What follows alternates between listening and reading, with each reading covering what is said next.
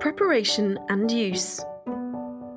The first step is to press the on button to start the device and the preheating phase. It will take around 3 to 4 minutes.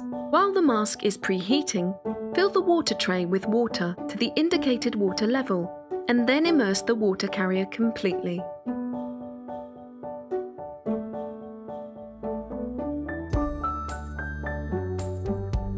The Blephasteam is ready to use when 3 beeps sound and the light flashes green. Leave the device on its base station until you are ready to use it. Remove the device from its base station, lay the device face down, take the water carrier from its tray and slide it into place. Fit the Blephasteam over your eyes and adjust the holding strap around your head. The treatment session takes 10 minutes and the mask must be used while sitting down. You can stop it at any time. Do not use the device lying down.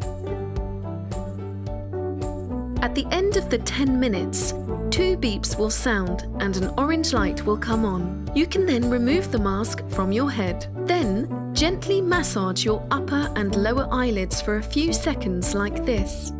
And clean the edges of your eyelids with a wipe such as Blephasteam.